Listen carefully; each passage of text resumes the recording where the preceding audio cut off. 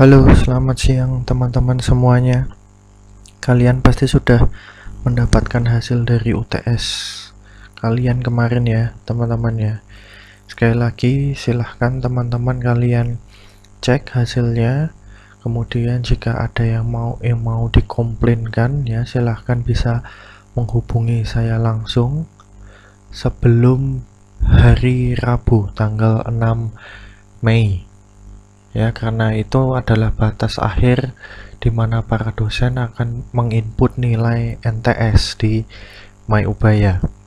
Ya, mungkin bagi teman-teman yang merasa mendapatkan nilai yang kurang, jangan berkecil hati teman-teman ya.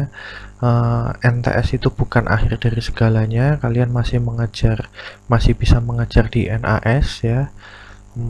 Sehingga pergunakanlah kesempatan itu dengan sebaik-baiknya. Oke, teman-teman, pada pertemuan kali ini kita akan membahas tentang abstrak kelas dan juga abstrak metode ya. Oke, sebelumnya ya, sambil nanti juga akan sedikit ada demo dari saya, kalian juga silahkan kalian buka untuk project adding shape application ya, silahkan kalian buka.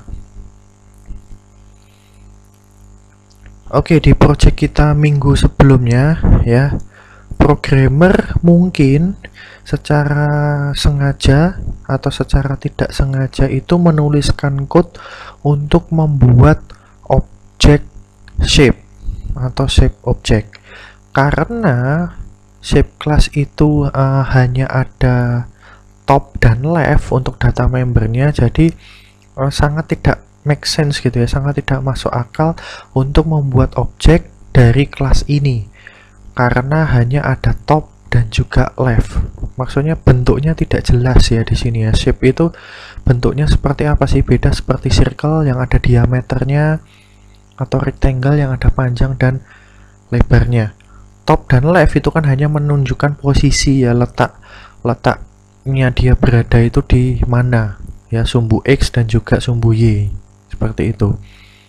Pertanyaannya adalah bagaimana untuk mencegah programmer atau kita sendiri untuk membuat objek dari shape class dengan memberikan syntax error ya. Ingat bahwa syntax error itu terkadang lebih baik daripada runtime error.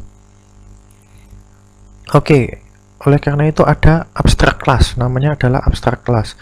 Untuk mencegah programmer untuk membuat suatu objek dari kelas tertentu, maka tambahkan keyword abstract ya pada kelas kita. Contohnya misalkan seperti ini ya, public abstract class shape. Ya, keyword ini seakan-akan mengatakan bahwa kelas ini tuh abstrak, jadi kita tidak bisa membuat objek sesuatu dari yang abstrak. Ya, untuk pembuktiannya, nah silahkan, misalkan kalian bisa masuk ke program adding shape application kalian, ya, kemudian masuk ke kelas shape. Ya, di bagian kelas shape ini. Ya, di bagian class shape ini saya akan menambahkan keyword abstract.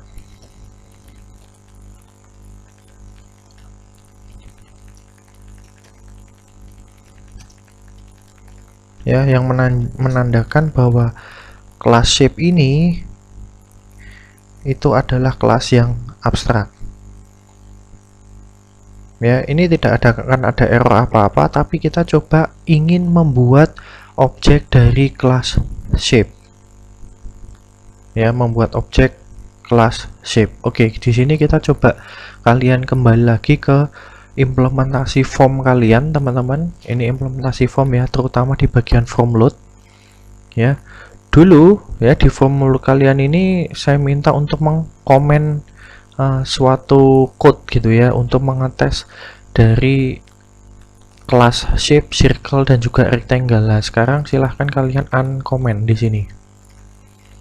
Ya, kita lihat di sini bahwa ada ada keterangan error. Nah ini saya zoom dulu ya. Nah ini kita bisa lihat ya keterangannya, cannot create an instance of the abstract class or interface shape, yang artinya adalah kita, karena tadi ya di kelas shape kita sudah memberikan kata kunci abstrak di sini, berarti di sini ya program kita sudah mencegah bahwa user itu tidak bisa membuat objek dari sesuatu yang abstrak, dari kelas yang abstrak. Contohnya ini ya, kita tidak bisa membuat objek shape di sini karena ada keterangannya bahwa ini berasal dari abstrak class. Tetapi kalau posisi seperti ini ya teman-teman ya, misalkan saya melakukan seperti ini ya, ini tidak akan error, tidak akan terjadi error. Karena kenapa? Hanya reference-nya saja, hanya reference-nya berupa class shape, tapi objek yang dibuat adalah circle.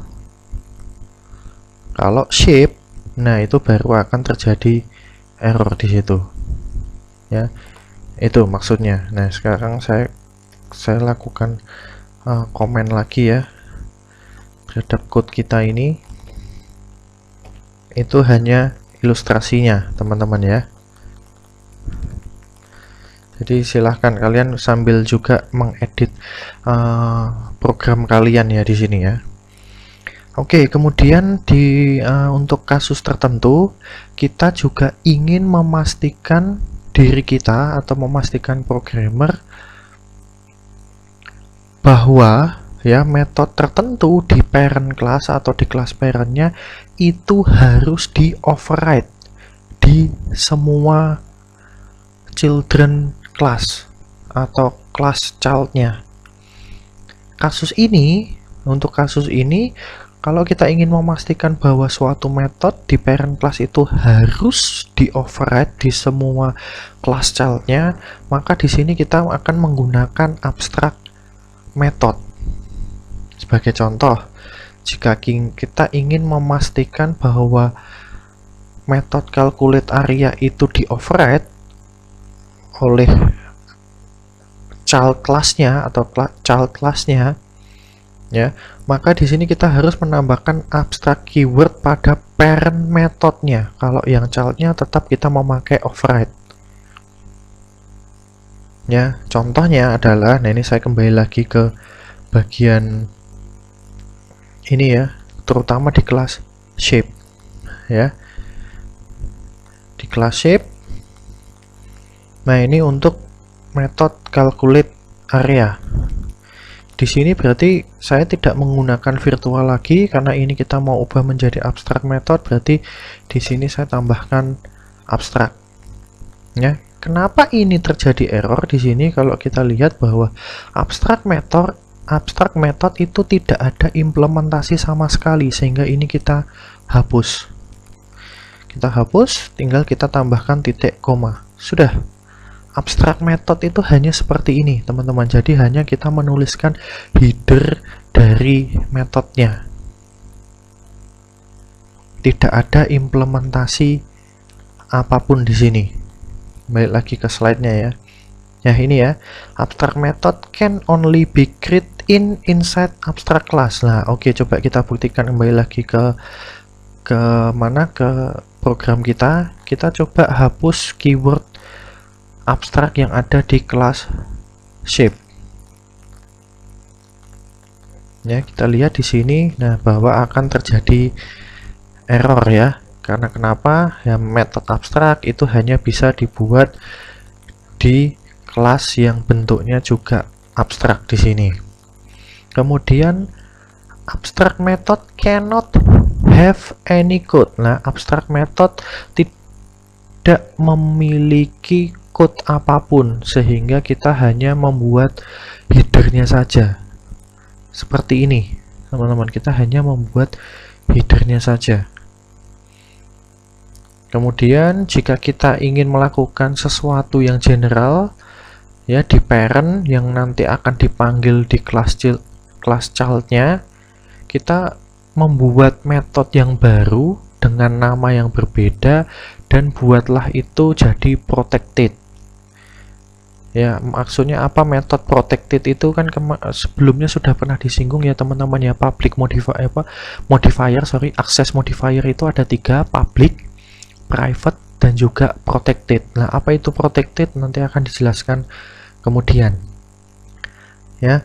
Kemudian, nah seperti tadi ya, saya kembali lagi ke slide yang ini ya, bahwa fungsinya dari abstract method adalah memastikan bahwa metode tersebut itu di override oleh kelas anaknya. Oke, kita buktikan di kelas ini gitu ya. Kita masuk ke kelas circle, teman-teman. Kita masuk ke kelas circle. Ya, kita sudah punya metode calculate area sebelumnya dengan kata kunci override ya. Memang di sini karena tadi ketentuannya adalah karena metode calculate area itu tipenya adalah abstrak ya, jenisnya adalah abstract method, maka dia wajib di override di kelas anaknya. Bagaimana kalau tidak dilakukan override? Nah, ini kita coba, kita memberikan komen ya teman-teman ya, tidak menghapus. Kita berikan komen saja. Kita save.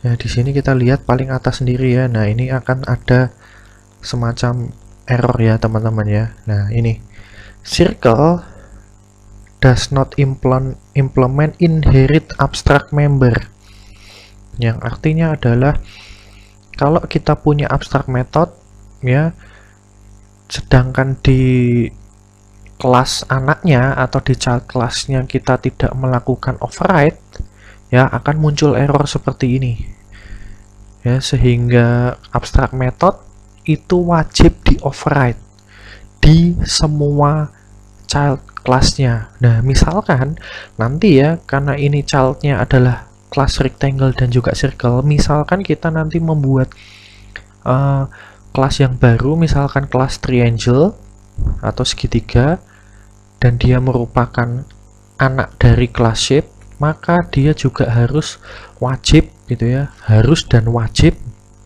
untuk override method calculate area. Nah, seperti itu gambarannya teman-teman ya. Jadi ya, kemudian tambahan lagi ya, sebelumnya di method calculate area kita ya, itu kan jenisnya adalah virtual ya teman-teman ya, tipenya adalah virtual ya. Jika virtual ya, di sini kemarin returnnya adalah return 0, return 0 gitu ya. Yang artinya apa? Return 0 atau return 0 itu kan ya sebenarnya implementasi yang termasuk implementasi yang sia-sia ya di sini ya, termasuk implementasi yang sia-sia. Nah, sehingga di sini yang kita bisa ganti dengan abstract method saja, sehingga ya sekaligus untuk memastikan bahwa kelas-kelas untuk anaknya ya itu ada juga metode calculate area di sini.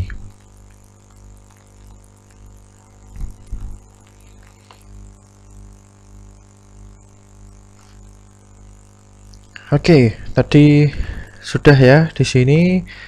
Kemudian ini selanjutnya adalah tidak semua children atau tidak semua child class-nya itu membutuhkan override method. Oleh karena itu kita masih bisa menggunakan virtual keyword ya untuk metode tertentu. Jika kondisi parent adalah seperti ini ya, in your opinion, di pendapat Anda gitu ya, tidak semua children seharusnya mengoverride method ya. Sebuah objek dari child tidak mengoverride method. Kalau jika dia tidak mengoverride method, maka dia akan memanggil method dari parent kelasnya. Ya, kalau dia tidak melakukan override method, maka dia akan memanggil uh, metode dari parent kelasnya.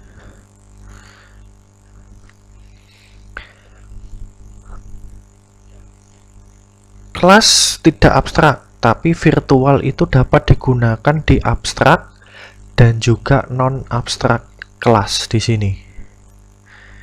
Ya, kemudian apa perbedaannya gitu ya? Gimana sih abstrak method versus virtual method? Lah, kalau abstrak method itu di abstrak kelas, seperti tadi ya, yang pertama itu tidak ada fungsionalitas tertentu.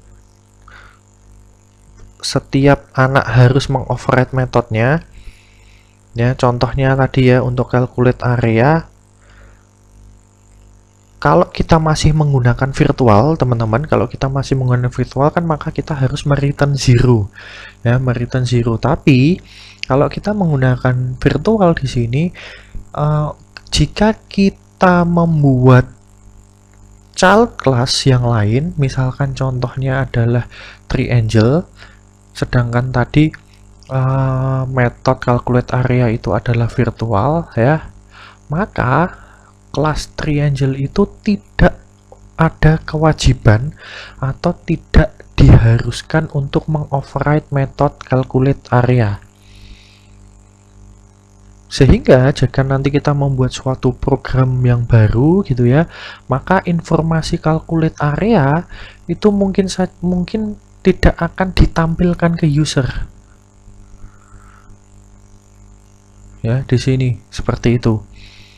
Ya, tapi kalau dibuat abstrak maka itu tadi ya, kembali lagi bahwa kelas triangle tadi harus mengoverride method calculate area.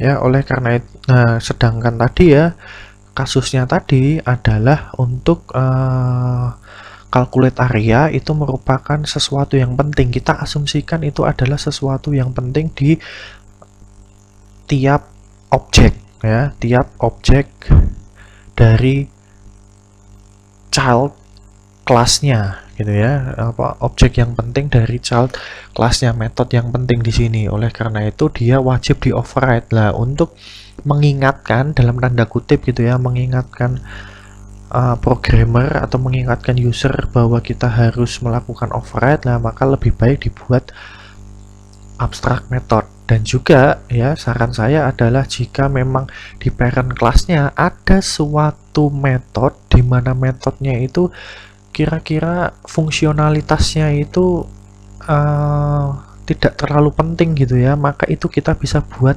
sebagai abstract method gitu ya.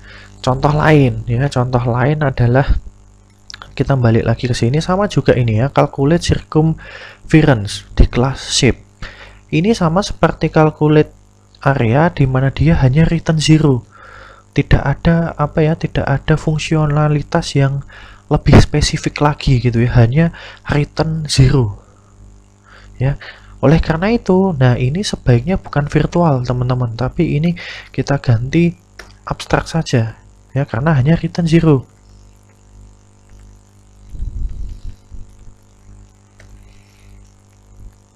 Nah, sedangkan bagaimana untuk metode print string dan juga method is equal, kenapa dia tidak dibuat abstrak? Karena kenapa di dalam metode ini masih ada fungsionalitas yang lebih di sini. Contohnya di method is equal ya, di sini ada proses membandingkan left dan juga top. Ya, tidak seperti yang calculate area atau calculate circumference tadi yang hanya return zero. Ngapain gitu ya? Di sini maka ini lebih baik dibuat abstrak di sini. Ya. Kemudian print string gitu ya. Print string ya juga kenapa dibuat virtual di sini ya, dibuat virtual teman-teman ya, karena di sini ada fungsionalitas bahwa dia mencetak left dan juga topnya. Nah, kemudian misalkan ada pertanyaan teman-teman ya, ada pertanyaan teman-teman ya, misalkan kalau misalkan kita membuat kelas yang baru, misalkan kelas triangle, kemudian kita tidak mengoverride print string, metode print string, apakah boleh di sini? Ya, padahal kan ada informasi left dan juga top. Nah, sedangkan kalau misalkan kita tidak tidak mengoverride metode print string di sini, ya mungkin saja yang ditampilkan hanya left dan juga top, diameternya tidak akan ditampilkan, ya belum tentu teman-teman gitu ya. Kita bisa menggunakan cara yang lain gitu ya. Contohnya misalkan seperti ini. Saya berikan contoh ya. Ini ya, di sini misalkan di sini ada metode virtual namanya adalah print string, di mana di sini fungsinya untuk mencetak informasi left dan juga top. Ya, kemudian di bagian rectangle ya, saya tidak sengaja saya tidak melakukan override. Tetapi di sini ya, di sini misalkan saya hapus override-nya. Ya, kemudian metode ini saya ganti menjadi cetak info circle. Di sini kita lihat tidak akan error, teman-teman. Dia tidak melakukan override. Tetapi di sini kita masih bisa memanggil metode print string yang ada di base class kita atau di parent kelasnya. Ya, di sini dia tidak error. Tidak ada terjadi error apa-apa, teman-teman. Kita tidak melakukan override, tetapi metode print string ini masih bisa kita panggil di sini.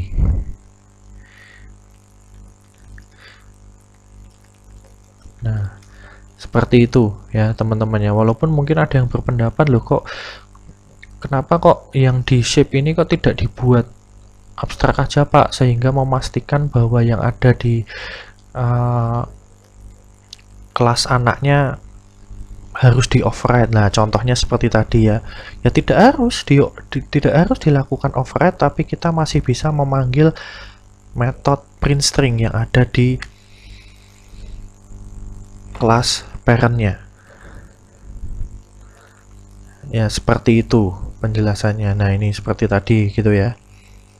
Ini hanya sebagai bahannya, misalkan tadi shape-nya abstrak, kemudian calculate area-nya adalah metode. Nah, tadi juga kita ubah bahwa circumference-nya juga menjadi abstrak. Ya, ini untuk di circle, ini untuk di rectangle. Ya, dimana untuk calculate areanya dia akan mengoverride tapi punya fungsionalitas yang berbeda untuk masing-masing objek gitu ya, masing-masing objek, entah itu di circle maupun di rectangle. Ya, ini tadi kalau virtual method di abstract class ya, dia masih punya fungsionalitas tertentu. Ya, seperti tadi metode print string ataupun metode is equal yang saya jelaskan tadi. Ya, jika children mau mengoverride metode dari parent kelasnya gitu ya, itu juga diperbolehkan menggunakan kata kunci atau keyword override juga di sini. Kemudian ini juga dapat digunakan untuk kasus di mana beberapa child class itu mempunyai cara sendiri ya untuk melakukan metode, tetapi masih ada kelas child yang menggunakan parent method. Ya, sebagai contoh adalah seperti ini ya. Di sini misalkan ada contoh, bayangkan di sini ada parent class, itu namanya adalah lecturer. Ya, parent class namanya lecturer, di mana dia itu bentuknya adalah abstract class.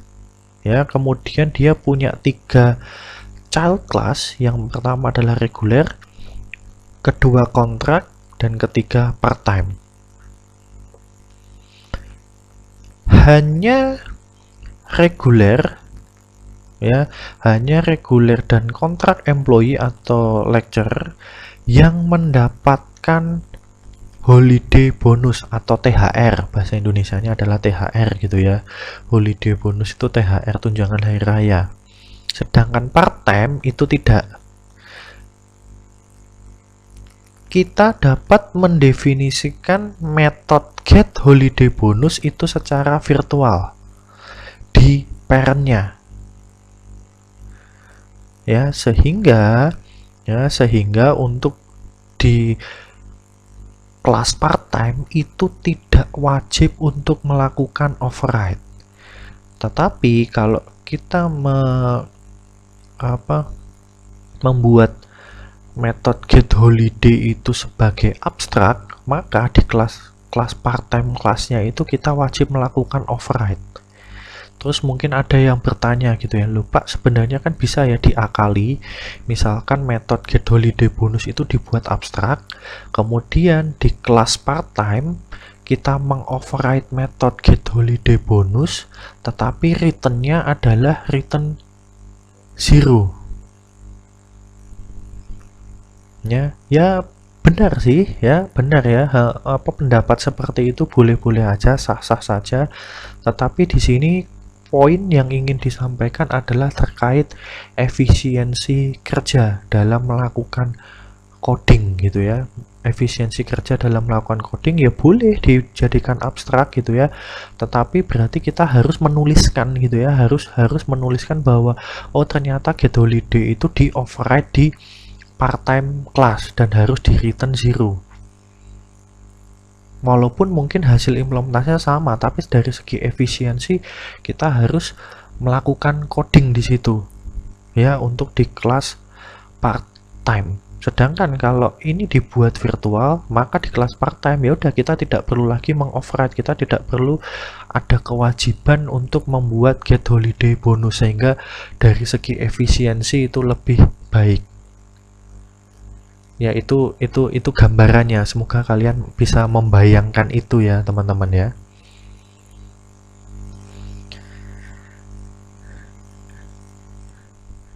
Ya, ini teman-teman ya tadi ya bagannya ya, misalkan di part-time tadi itu tidak harus melakukan override karena part-time itu tidak dapat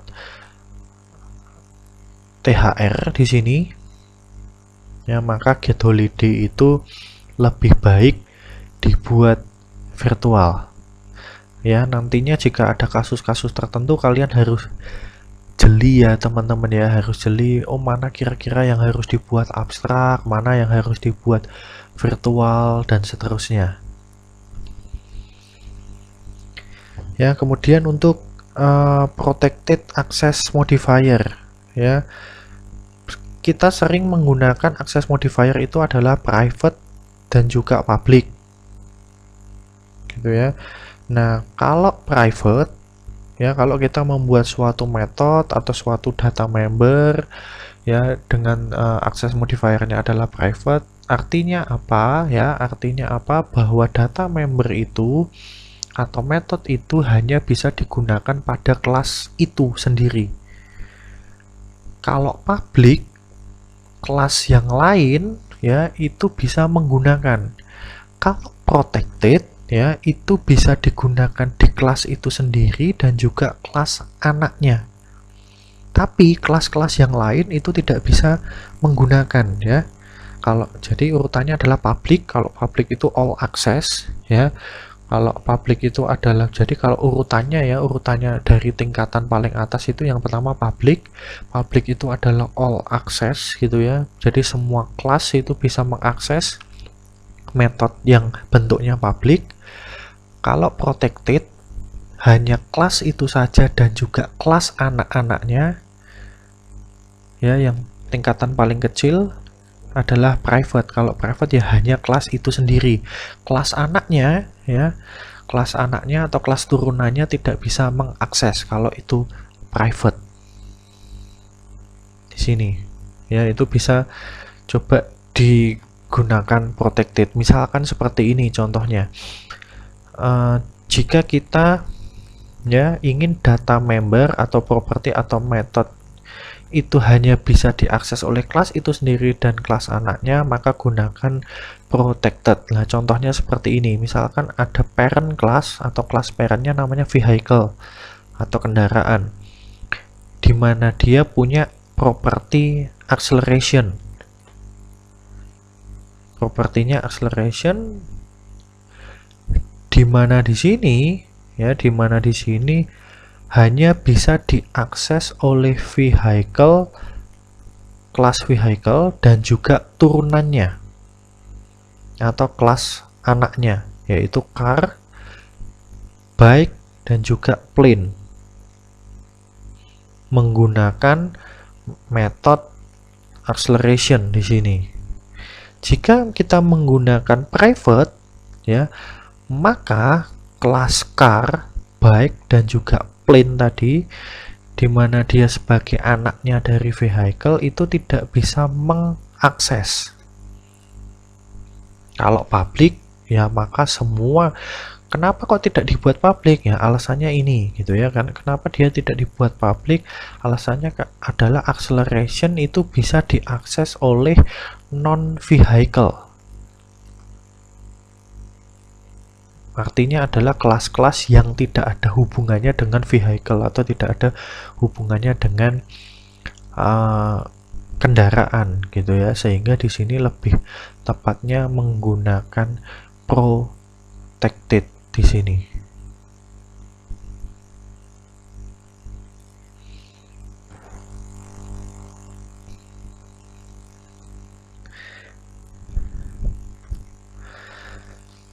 Kemudian kita masuk ke sini ya. Ini ada metode print string ke toString di sini ya. Mungkin apakah kalian menyadari saat kalian mencoba untuk mengoverride metode tertentu dari parent class ya, Visual Studio itu akan memberikan hint gitu ya tentang metode mana saja yang bisa di override. Nah, ini contoh yang ada di slide ini gitu ya. Ternyata saat kita mau mengoverride suatu metode tertentu itu ada 3 metode yang pasti selalu ada, yaitu equal, getHash, dan juga toString di sini. Ya. Print string itu adalah metode yang berasal gitu ya, yang berasal dari kelas shape atau parent dari circle dan juga rectangle. Ya, bagaimana 3 metode yang lain equal, getHash, dan juga toString? Ya, dari mana 3 metode ini berasal ya? Sebenarnya gitu ya, semua kelas di C# itu secara otomatis menjadi child class dari C# class yang dinamakan object dalam tanda petik gitu ya. Sebenarnya C# itu adalah bentuknya kelas. Nah, sehingga semua kelas yang dibentuk lewat pemrograman C#, nah itu akan menjadi child class-nya. Anggapannya seperti itu ya, bayangannya seperti itu. Sehingga dalam tanda kutip object class itu mempunyai metode. Ya, mempunyai metode yang dia didefinisikan secara virtual sehingga bisa di-override di kelas-kelas yang lain.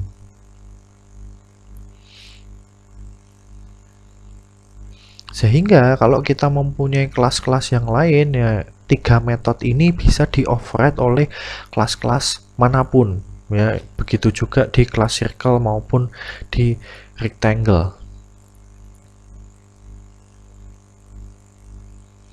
Oleh karena itu ya, karena C# itu sudah menyediakan metode untuk return string ya, yang merepresentasikan objek dari kelas. Nah, untuk alasan ini ya, daripada kita harus membuat metode print string ya, kita bisa merename ya semua metode print string ini menjadi toString. Ya, kemudian untuk di kelas shape yang tadinya awalnya virtual, kita bisa jadikan override di sini. Oke, kita bisa kembali lagi ke program kita gitu ya. Ini di kelas shape yang awalnya virtual. Nah, ini bisa kita ganti langsung menjadi toString. Dan ini kita langsung bisa override di sini. Yang artinya adalah shape ini kan padahal sebagai parent ya, parent dari circle dan juga rectangle, tapi ini juga merupakan child class dari apa ya, dari C# class. Sehingga di sini kita bisa melakukan override langsung metode toString yang awalnya tadi print string. Silahkan kalian bisa ubah teman-teman menjadi nama metodenya adalah toString, kemudian bukan virtual lagi tapi override. Seperti yang saya contohkan tadi. Ya, untuk di circle, ya untuk di kelas circle pasti akan terjadi error ya teman-teman ya, sehingga di sini kita bisa ganti toString. Ya, di sini pun juga toString. Begitu juga di kelas rectangle, ini menjadi toString. Ya, ini juga toString.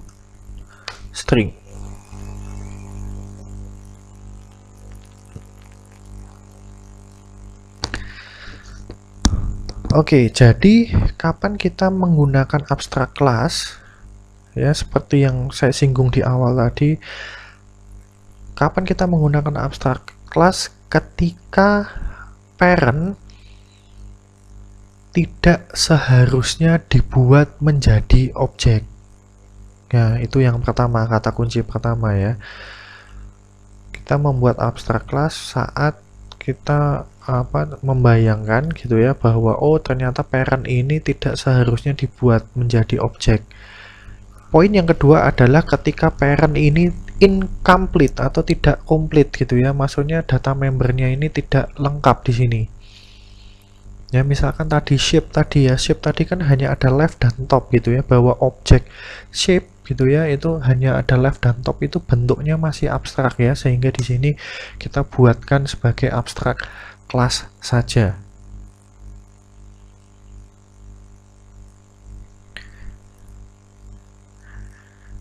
Oke, kalau seperti itu ya maka kita harus pikirkan juga ya metode-metode apa saja yang akan dibuat sebagai abstrak metode di sini. Ya, seperti tadi yang saya sampaikan di awal, bagaimana perbedaannya abstrak method dan juga virtual method di sini.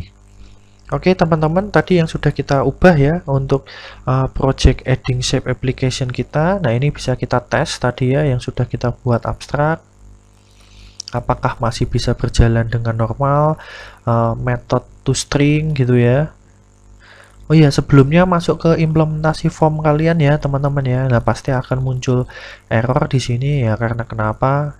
Karena metode print stringnya sudah berubah menjadi toString. Ya, kita harus sesuaikan di sini, teman-teman. Kemudian ubah yang metode print string tadi ya, semuanya menjadi metode toString. Kita cek lagi apakah masih ada error. Ya, jika tidak ada, nah ini kita bisa tes ya, teman-teman ya. Apakah dengan mengganti shape classnya tadi menjadi abstrak, kemudian metode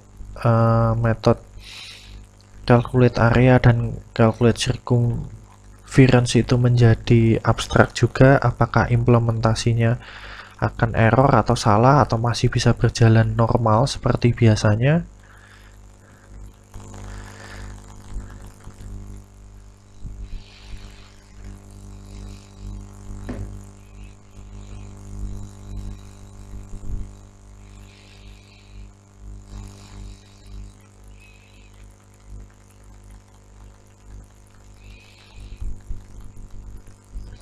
Oke, kita coba di sini teman-teman. Untuk left-nya saya isi 5 seperti biasa, topnya 5, circle-nya diameter 10. Kita coba add ya. Tidak ada masalah ya, teman-teman ya. Tambah lagi. Oke, tidak ada masalah. Tambah objek rectangle 1 gitu ya, width-nya 5, height-nya 5. Add. Tidak ada masalah. Kita coba display lagi yang circle tadi, ada 2 objek ya, teman-teman ya. Klik display. Bener ya, ada 2 objek di sini. Untuk rectangle ada 1 objek display. Bener di sini. Balik lagi ke circle, kita hapus objek yang terakhir tadi ya, kita remove. Objek terdelete.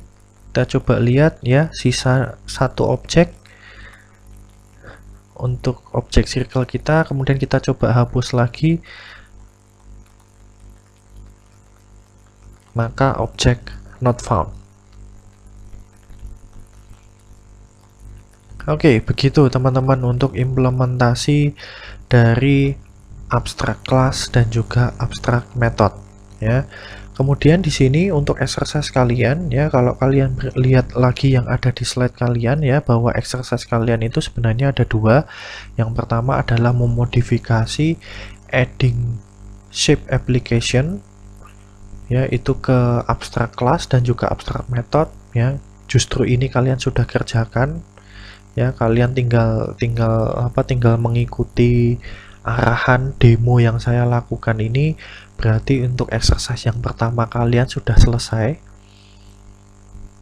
ya, exercise yang pertama kalian sudah selesai kalau jika kalian mengikuti langkah-langkah yang saya demokan tadi dan mencoba mentestingnya sudah lancar semua, maka exercise pertama kalian sudah selesai. Yang kedua adalah, nah silahkan modifikasi untuk yang employee wage system ya. Silahkan nanti kalian pikirkan ya teman-teman ya, pikirkan kira-kira metode mana sih ya, metode mana yang harus dijadikan abstract method ya, kira-kira metode mana yang harus dijadikan abstract method. Kemudian untuk metode print string nanti jangan lupa untuk diubah ke metode toString ya, dengan melakukan override sama seperti yang saya jelaskan, saya demokan tadi teman-teman. Oke, itu teman-teman, sekian dari pertemuan kita kali ini ya. Semoga penjelasan saya ini bisa kalian pahami. Kemudian silahkan mengerjakan exercise-nya yang ada. Berarti kalian pastikan kalian mencoba ini gitu ya, yang mencoba untuk adding shape application. Jika sudah berhasil, nanti kalian lanjut ke employee wage system ya, dan kalau sudah silahkan kalian upload di ULS sebelum deadline yang ada di sini. Oke teman-teman, jika kalian mungkin ada yang ingin kalian tanyakan, ada yang mungkin kurang jelas gitu ya terkait dengan materi kita tentang abstract class dan juga abstract method ya, silahkan kalian bisa tanyakan ke saya melalui email, jangan malu-malu, ataupun kalian bisa bertanya ke asisten kalian ya. Untuk hari Senin ya ada Denny dan juga Rian ya, silahkan kalian tanya, bisa melalui line group ya. Mungkin kalau malu-malu lewat line group ya, silahkan kalian bisa personal chat atau private message ke Denny maupun ke Rian di sini. Oke teman-teman, sekian untuk pertemuan kita kali ini ya. Saya tetap selalu pesan ke kalian, jaga selalu kesehatan, walaupun mungkin saya tahu kalian banyak tugas dari mata kuliah yang lain gitu ya, tapi tetap jaga kesehatan ya. Apalagi kalian di rumah ya, di rumah masing-masing ya, pasti asupan gizi kalian juga lebih baik gitu ya. Oke, see you teman-teman ya. Terima kasih sudah menonton dan mempelajari materi tentang abstract class dan juga abstract method. Oke, sampai jumpa di pertemuan selanjutnya.